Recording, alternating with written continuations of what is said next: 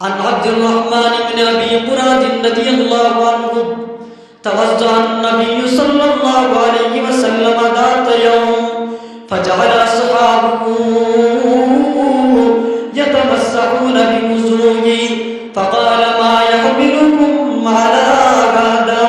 قالوا حب الله وحب رسوله عبد الرحمن بن أبي قراد বলেন توزع النبي صلى الله عليه وسلم ذات يوم নবীজি একদিন ওযু করলেন ওযু করার পরে সাহাবায়ে কেরাম নবীজির ওযুর অবশিষ্ট যেই পানি ওই পানিগুলো নবীজির সাহাবায়ে কেরাম কেউ হাতের মধ্যে লাগায় আবার কেউ সিনার মধ্যে লাগায় আবার কেউ পায়ের মধ্যে লাগায় নবীজি বললেন মা ইয়াহমিলুকুম আলা হাযা ও আমার সাহাবীরা তোমরা কেন হাতের মধ্যে আমি বিশ্ব নবীর ওযুর অবশিষ্ট পানিগুলো লাগাও কেউ সিনার মধ্যে লাগাও কেউ পায়ের মধ্যে লাগাও তার কারণ কি মা ইয়াহমিলুকুম আলা হাযা তোমরা কেন এগুলো করো সাহাবীরা জবাব দিলেন ক্বালু হুব্বুল্লাহি ওয়া হুব্বু রাসূলিহি সাহাবীরা জবাব দিলেন ইয়া রাসূলুল্লাহ ইয়া হাবিবাল্লাহ ওগো নবীজি আমরা এগুলো এই কারণে করি আমরা আল্লাহ এবং রাসূলকে মহব্বত করি আল্লাহু আকবার নবীজি বললেন ওরে আমার সাহাবীরা আমি নবীর মহব্বতের প্রমাণ যদি তোমরা করতে চাও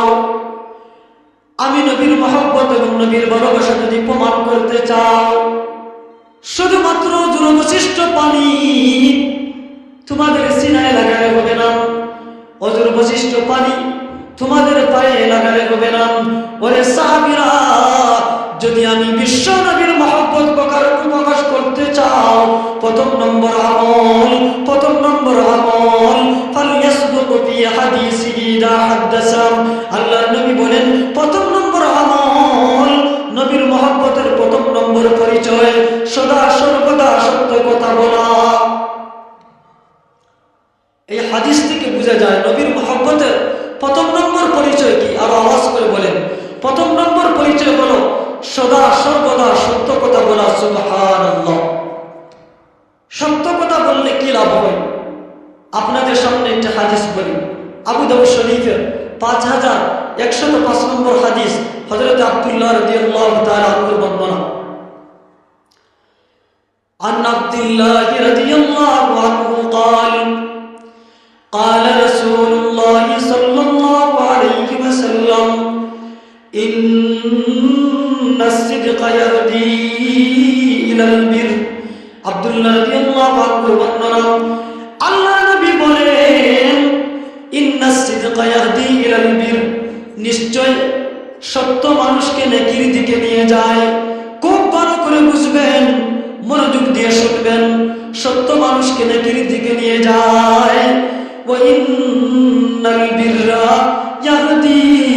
ইলাল জান্নাহ আল্লাহর নবী বলেন সত্য মানুষকে নেকির দিকে নিয়ে যায় আর নেকি মানুষকে জান্নাতের দিকে নিয়ে যায় আর নেকি মানুষকে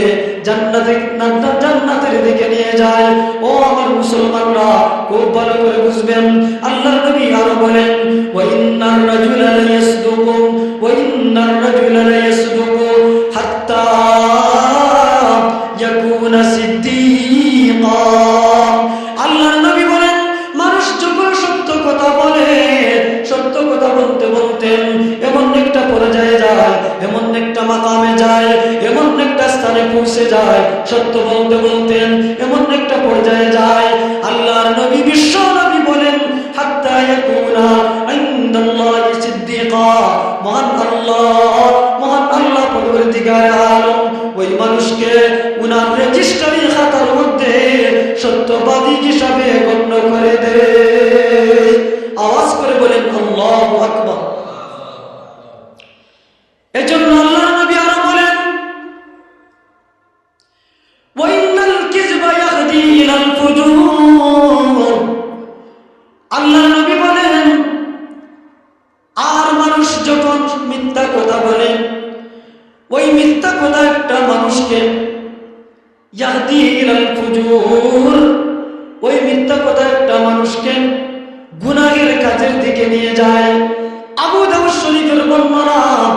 আল্লাহর নবী বলেন ওয়া ইন্নাল ফুজুরা ইয়াহদি ইলান নার। আল্লাহর নবী বলেন আর মানুষ যখন মিথ্যা কথা বলে, মানুষ যখন মিথ্যা কথা বলে, ওই মিথ্যা কথা মানুষকে জাহান্নামের দিকে নিয়ে যায়, ওই মিথ্যা কথা মানুষকে জাহান্নামের দিকে নিয়ে যায়। আল্লাহর নবী বলেন, আল্লাহর নবী আরো বলেন ওয়া ইন্নার রাজুলা লা ইয়াকযিবু হাত্তা ইয়াকুনা ইনদাল্লাহি কাযযাবা।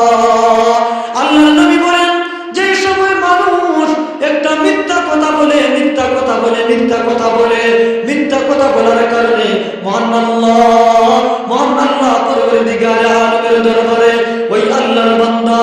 মিথ্যাবাদী হিসেবে গণ্য হয়ে যায়। নাউযুবিল্লাহি মিন যালিক। এজন্য মিথ্যা কথার দুর্গন্ধ অনেক বেশি। আল্লাহর নবী বলেন সত্য মানুষকে নেকির দিকে নিয়ে যায়, আর নেকি মানুষকে জান্নাতের দিকে নিয়ে যায়। আর যে সময় মানুষ সত্য কথা বলে আল্লাহ পরওয়ারদিগারে আলমের দরবারে ওই মানুষটা সত্যবাদী হিসাবে